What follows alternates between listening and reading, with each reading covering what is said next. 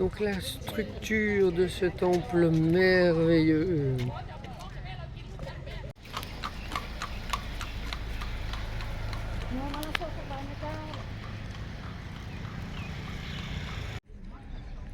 Et le voilà, ce super temple.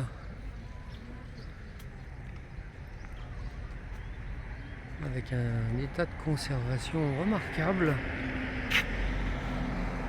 Le seuil énergétique à l'entrée est fabuleux. Je vais prendre le temps de sentir.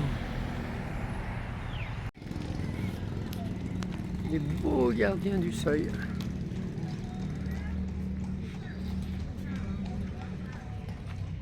Temple bien orienté. Entrée à l'est. Ouais, et là je commence déjà à sentir les énergies, c'est magnifique. C'est un temple en bois. Tous les piliers sont pas en bois apparemment. Mais la structure est vraiment intéressante. Énergétiquement c'est fort. Je sens les énergies de l'Est qui me poussent un peu.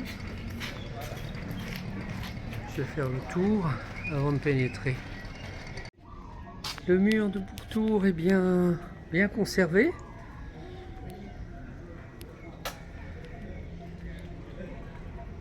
Il manque les Bouddhas, mais là il y a un arbre magistral qui fait l'objet d'un culte, puisque l'arbre a apparemment aidé le Bouddha dans son illumination. Et Saint Louis aussi rendait justice sous un chêne.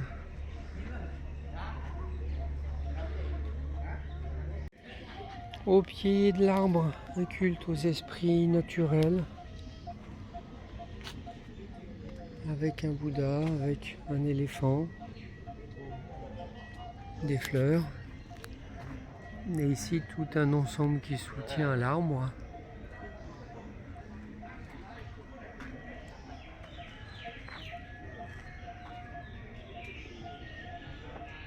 Oui, je me sens entouré par les énergies de l'arbre. Et là, c'est un peu comme si j'allais mettre ma conscience au centre, à son cœur. Et peut-être que là, vous sentez comment ça vibre. C'est à la fois puissant, plein de reconnaissance.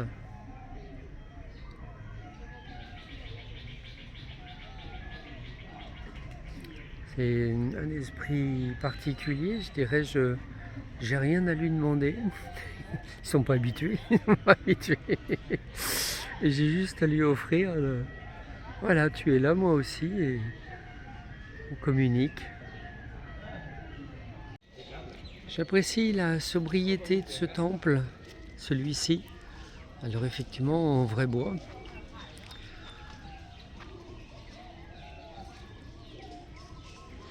Du dépouillement qui va à l'essentiel. Alors, moi je vais aller voir dedans. Belle déco, originale. Ce pilier aussi.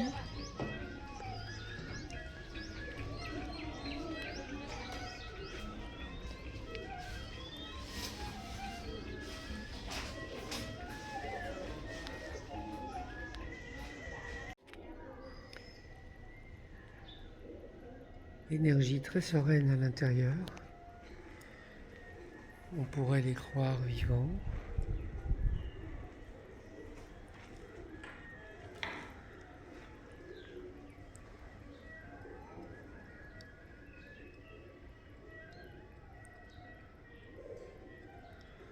C'est un bel endroit, pas trop investi de touristes, de gens qui viennent quémander.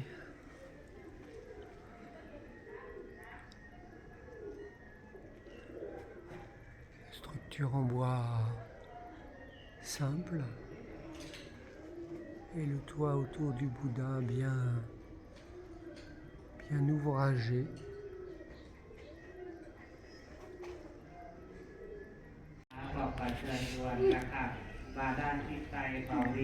Après, le temple, ce stupa particulier, Alors couvert de plaques métalliques. En tous les cas bien entretenu. Et tout un déambulatoire où les gens marchent. Ici un hôtel spécifique.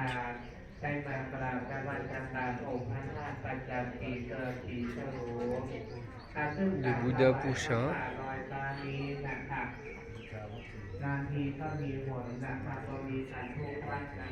Bouddha blanc et bleu.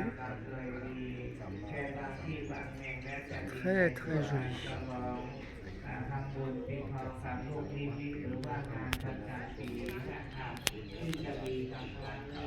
Et de l'autre côté du Bouddha blanc et bleu.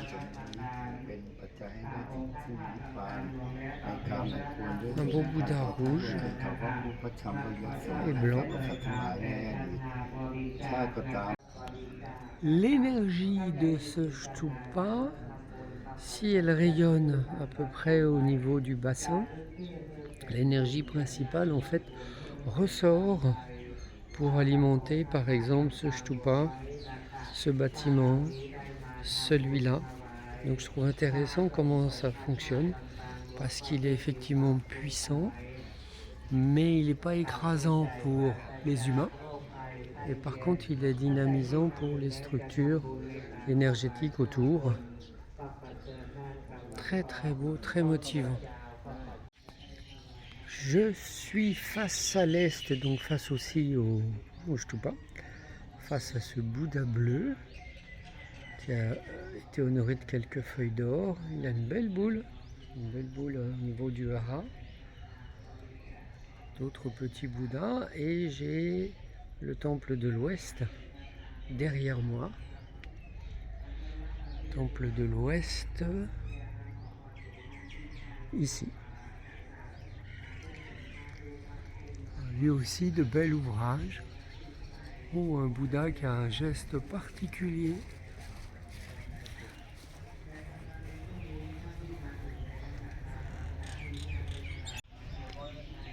J'ai l'impression qu'il tient quelque chose dans la main gauche et qu'il porte une tige dans la main droite.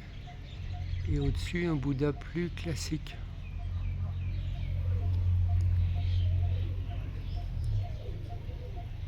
Et celui-là,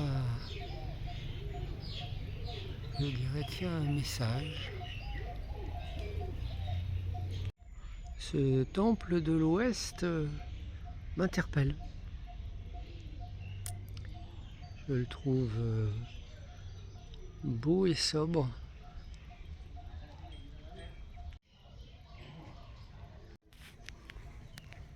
Une partie limitée de la traduction nous fait un Namo Bhagavata très intéressant avec une pierre sacrée. Ici je note la barque qui est symbole aussi du voyage intérieur. La structure est bien protégée des pigeons. Et à l'intérieur, un stupa. Et de nouveau ici, cette structure du bateau. Un stupa doré qui dépasse le toit.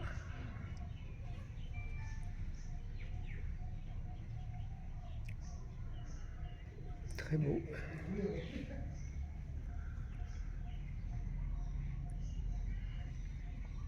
Il y a dans le cœur du stupa, qui est derrière là, voilà.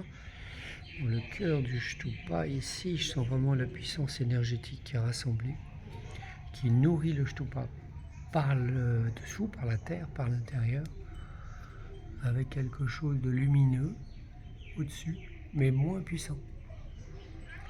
Et ça donne une assise profonde, une solidité au niveau des rituels et des prières.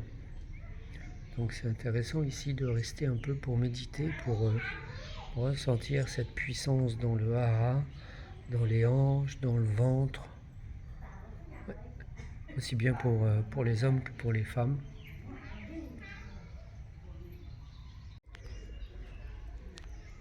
ma curiosité me pousse vers ce petit temple du sud-ouest, dans lequel j'ai vu des bouddhas, des bouddhas, des moines rentrer. Je vais donc méditer en son cœur. Alors ici l'empreinte du pied du Bouddha, très jolie, protégée peut-être du soleil,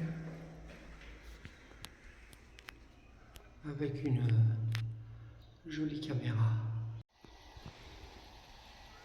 Alors la personne a fermé le portail et la toile bleue contient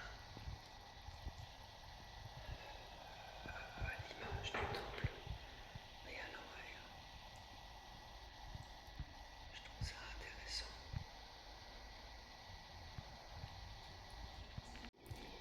Donc dans cette vidéo avec cette toute petite statue, je sens beaucoup le travail de l'intériorité et des racines.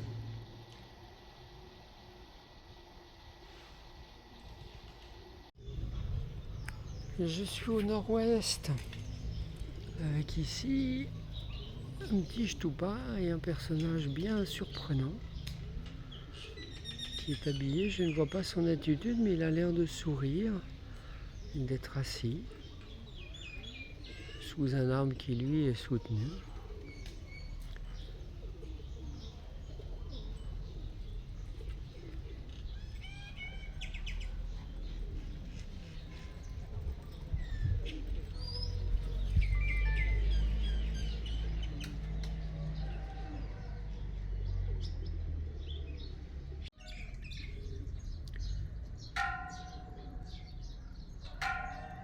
Alors ici des mini-temples dans lesquels il devait y avoir des bougies, un photophore, tout autour de ce Stupa original.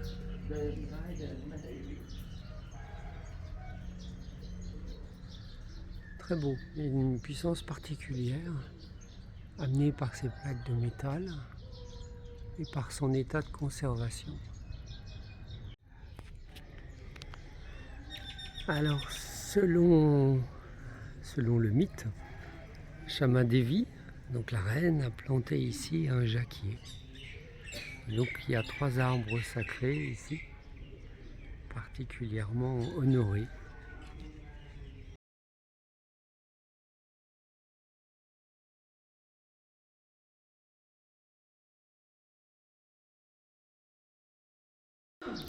Au nord du Stupa, encore un autel avec un Bouddha vert et un Bouddha doré.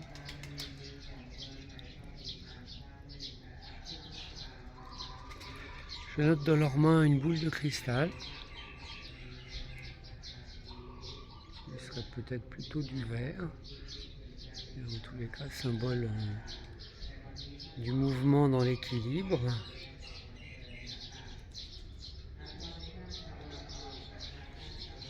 Pas d'énergie particulière pour ce côté nord, surtout que derrière moi, le temple est en rénovation. Donc ça perturbe les énergies et j'espère qu'elles vont se stabiliser. Nord-est. Alors encore, je définirais un gardien de l'énergie qui est lié au Stupa pour contenir l'énergie qui rayonne au niveau du bassin, au niveau du hara. Et juste derrière, un autre temple que je veux visiter avec ses sculptures vivantes. Voilà ces arbres. Le temple, le petit temple du Stupa, celui qui fait face à l'est, beaucoup plus sobre. Et cette dynamique de l'Est, bien dynamisée par le grand temple ici. Ce grand temple qui fait l'entrée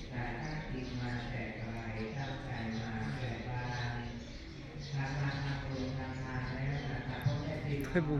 Ici, il y a vraiment une structure en bois intéressante qui a vraiment une intention énergétique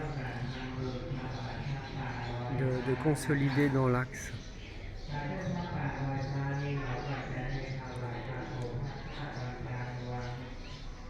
Et le tout relié avec un petit Bouddha tout en haut.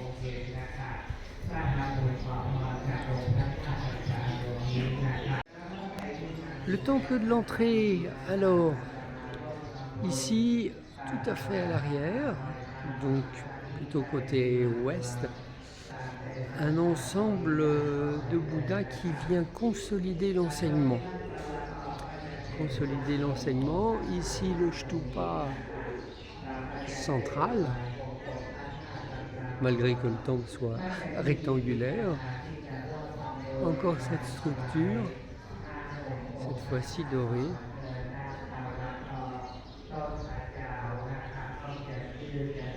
Et ici nous avons encore la... Alors c'est pas un bateau, mais c'est deux dragons verts sur un être éveillé qui flotte dans une... Le grand stupa de ce temple qui reçoit les énergies de l'Est, avec la photo de la reine-mère décédée aussi. Un petit temple secondaire. Et puis ici, ce qui est réputé, ce sont les fresques sur bois qui sont censées représenter la vie du Bouddha. Les fresques qui reçoivent moins de lumière sont un peu mieux conservées. Elles représentent certainement un aspect historique. Au niveau énergétique, je les sens flottants dans la sphère mentale, comme si ça envoyait des images dans le mental subtil. Et donc le grand stupa, largement honoré, et dans le stupa, un Bouddha. Donc la statue reçoit bien les énergies de l'Est, un peu du grand stupa extérieur.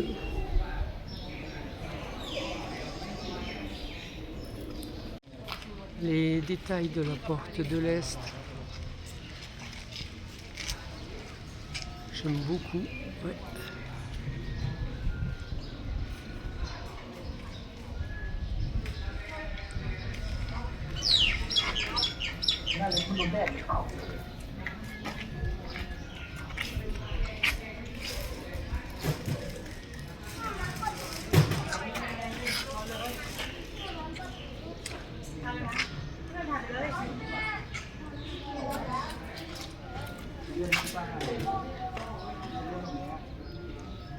Et ce qu'on pourrait appeler une roue du Dharma.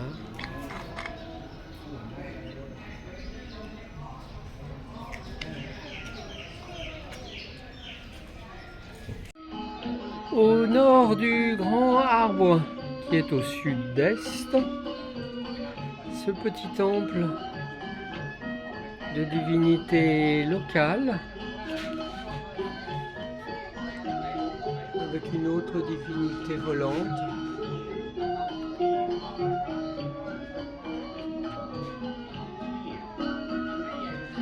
C'est appréciable cet accueil de croyances animistes, parfois hindouistes.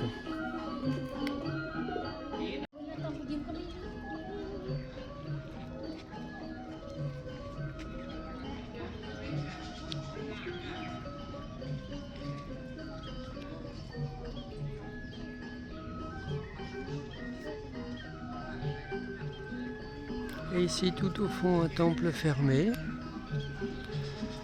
Parfois, ce sont les temples qui contiennent les archives, la bibliothèque. Et autour du temple, toute une communauté, des arbres, des temples, un environnement apaisant.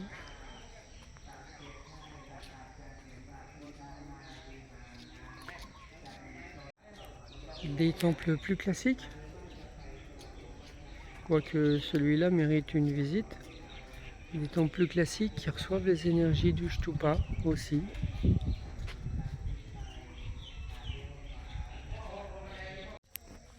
Un petit temple mignon, vraiment super mignon. Et puis je vois encore les constructions en bois, certaines aussi anciennes. C'est vraiment tout un ensemble qui conserve encore cette densité spirituelle. Ici, ce temple, avec son allée de bougainvilliers.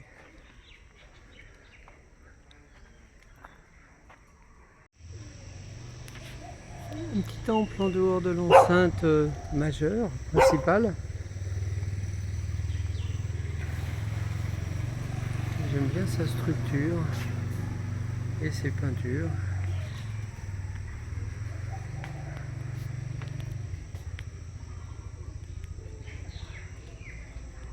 Plus simple, mais moins visité.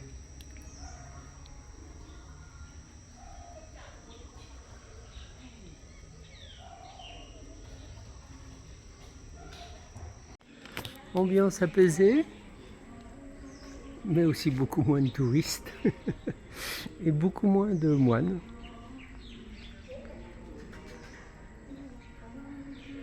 Oh, je vais aller le visiter celui-là.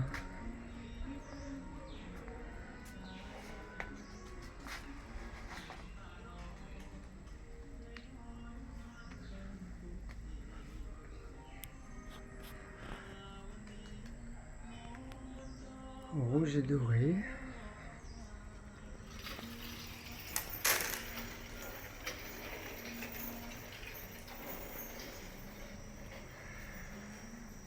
Alors un endroit qui correspondrait plus à la passation d'énergie d'un éveillé, d'un gourou.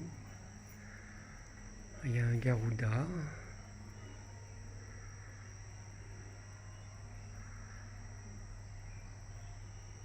Je dirais plus intimiste, c'est comme si l'éveillé tenait la main du disciple plutôt que de lui faire un long discours.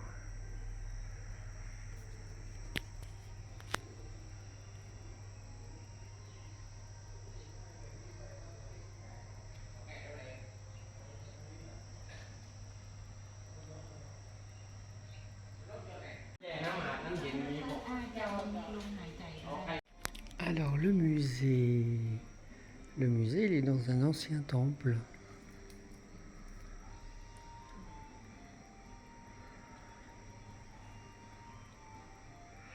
Et il n'y a pas grand chose dans le musée et il n'y a pas beaucoup d'éclairage non plus. Donc c'est un peu... J'ai vite fait le tour, quoi.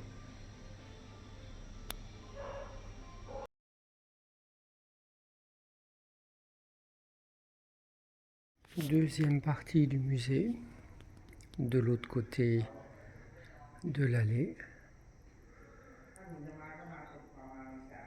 Musée qui est encore un temple. Alors malgré les choses anciennes qui ne bougent pas, qui stagnent, je sens une certaine énergie.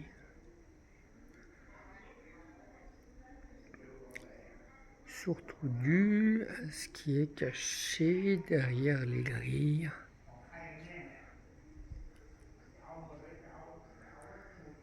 Voilà.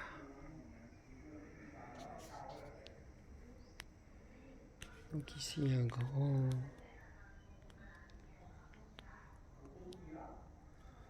grand bol.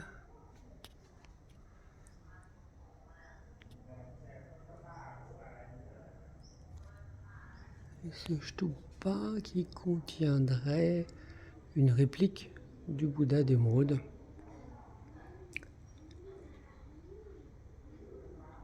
Donc là, il y a une certaine intensité, oui.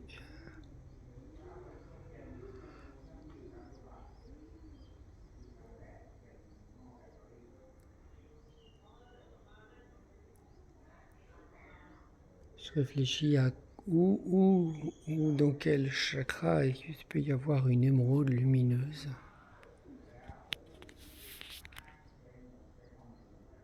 Et me voici au Wat Shamadevi, comme son nom l'indique. Temple particulièrement intense, surtout avec le Shtupa. Et le Shtupa, c'est une belle surprise, très délicat. Il gardait beaucoup de sculptures. Et le temple autour est plein de ferveur. Donc quelque chose de super positif. Ah bah il y a un autre Shtupa, super. Ah super Shtupa. Alors le moine est absent, mais le chat médite pour lui. Avec ses lumignons, ces petites choses lumineuses qui sont censées dispenser des prières, c'est-à-dire des souhaits. Alors si ce Shtupa est bien beau, il est quand même bien détérioré aussi, beaucoup trop détérioré par les pigeons. J'ai vu un pigeon qui faisait son nid dans la tête du Bouddha, sans que pour autant le pigeon ait une aura particulièrement lumineuse. En tout cas, ce Shtupa est intéressant. De par sa forme, il fait la répétition des statues.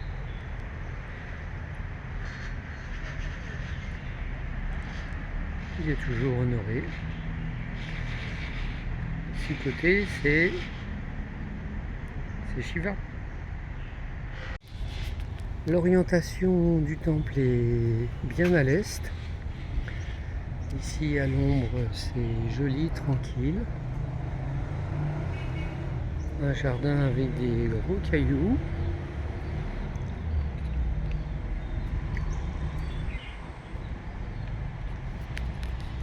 L'espace joliment aménagé.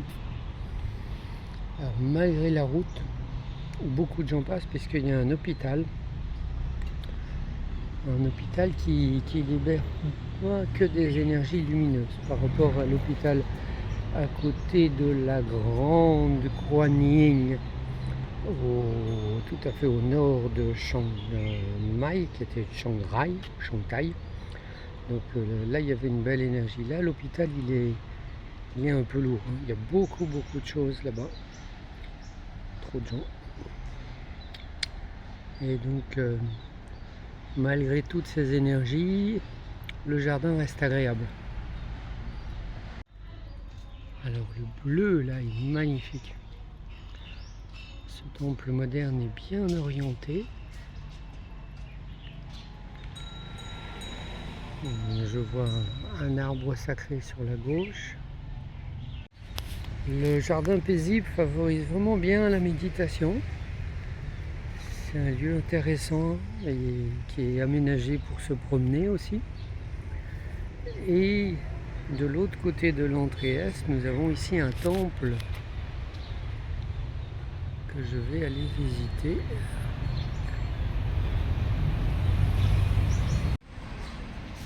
Deux très mignons gardins de ce temple qui est à gauche en entrant. Encore deux autres.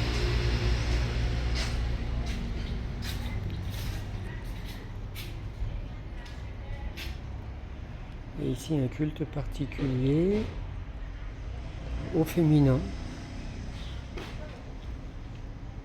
Ah oui, que du féminin.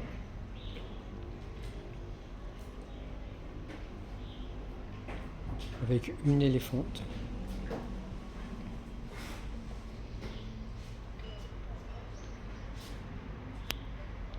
Il y a même une dragonne rose. Je trouve ça magique. Très beau.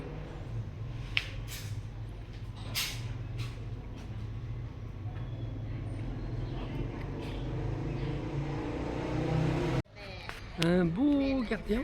Après ce temple entièrement consacré au féminin, à une déesse, Shama Devi.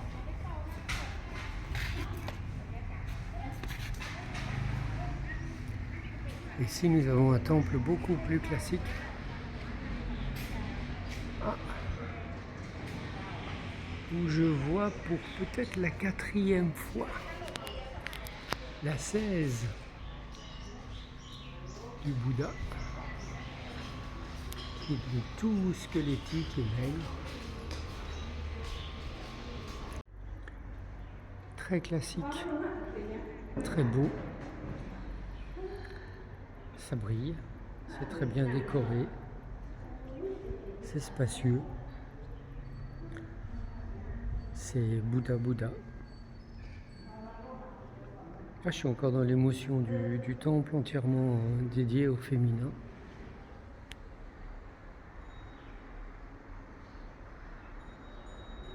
Je me demande s'il y a des femmes dans la vie de Bouddha. J'apprécie ces couleurs associées à du blanc. Et derrière ce grand stupa que je n'ai pas encore été voir, qui est assis et qui enracine vraiment les énergies qui viennent de l'Est. Ici, un grand arbre.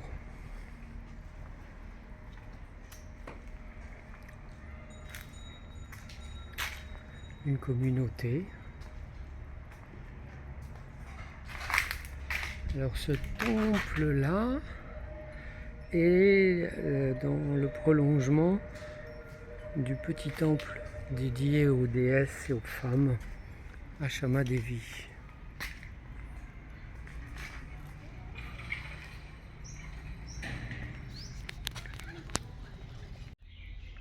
Côté sud, mais ouvert à l'est, un temple très sobre, très masculin.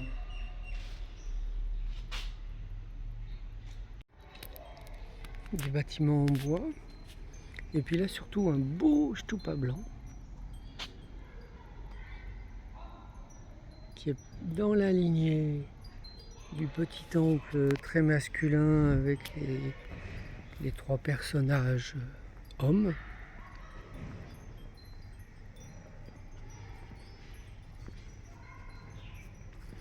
Je ne sens pas une énergie formidable. Ici, celui-là, il a l'air d'être un peu plus sage. Voilà.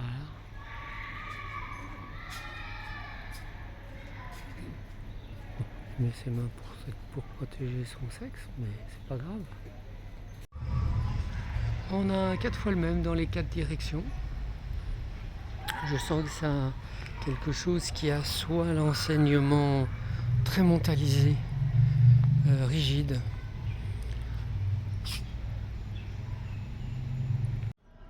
Et ce qui semblerait être un petit musée, construction en bois.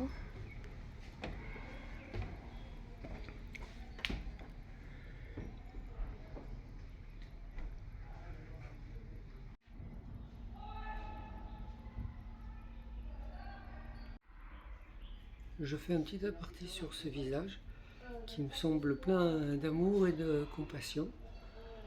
Le musée retrace l'histoire de la reconstruction du temple avec quelques moines de grande notoriété, dirons-nous. À côté du petit musée, un bâtiment impressionnant de par les piliers en bois, par la structure,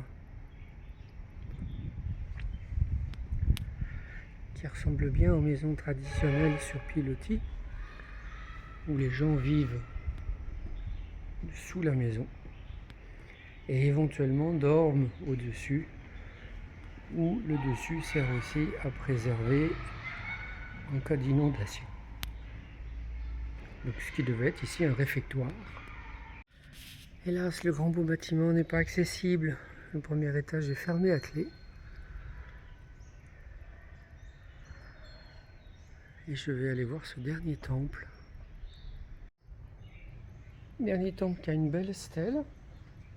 Et je ne lis pas le taille ancien. et qui a ces petits systèmes d'ancrage énergétique que je trouve intéressant. Hélas, le temple semble fermé.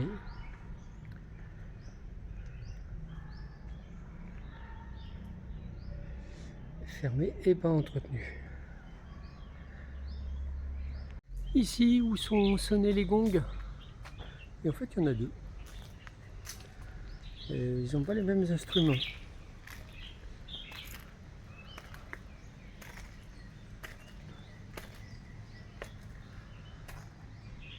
Les gongs, les tambours, et de l'autre côté aussi.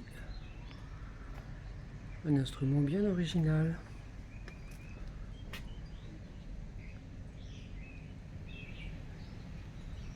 Un tambour trompette. Et oui, un tambour trompette qui se déplace sur une charrette. Hop.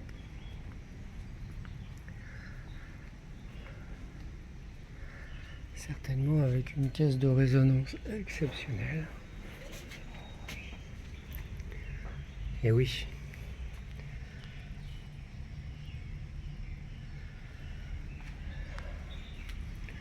Très original. Intéressant à voir.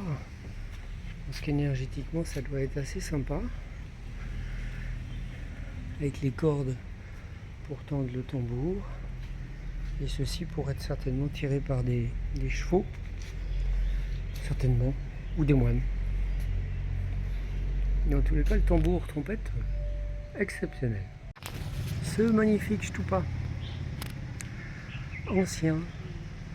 Alors je le sens gardien de certains enseignements, d'une certaine sagesse, d'une certaine sérénité. C'est comme si à l'intérieur de lui avaient été enfouis des textes, pas forcément des reliques, mais oui des textes, des écrits. Alors des écrits, je vois du papier, ça peut être aussi sur des pierres, sur des tablettes. Il y a des textes décrits et l'ensemble du stupa avec le temple féminin est très intéressant au niveau énergétique. Mais les sagesses contenues, elles sont encore contenues, elles ne sont pas révélées. À méditer, bien sûr. Encore un endroit alors apaisant, même si l'eau circule vite et beaucoup, mais un endroit apaisant avec des fleurs, des animaux, enfin des représentations d'animaux, une cascade, des dragons. Bon, il y a quand même une fée, hein. Il y a quand même une fée, elle est là. Voilà, il y a une ou deux ondines ici.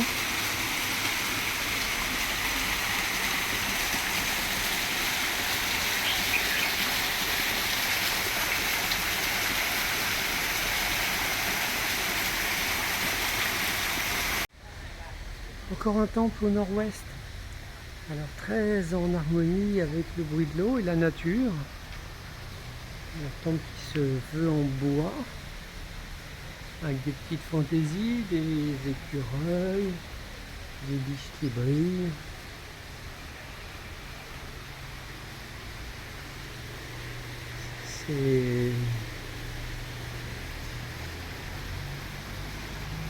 C'est plaisant, voilà, c'est plaisant.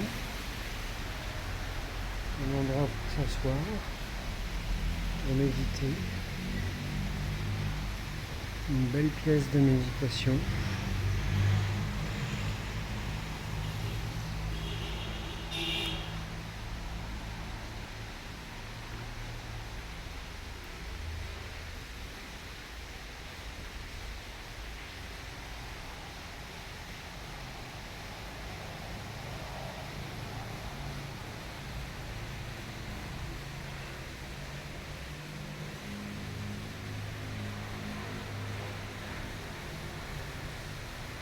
La grâce divine qui se penche sur l'enfant Bouddha.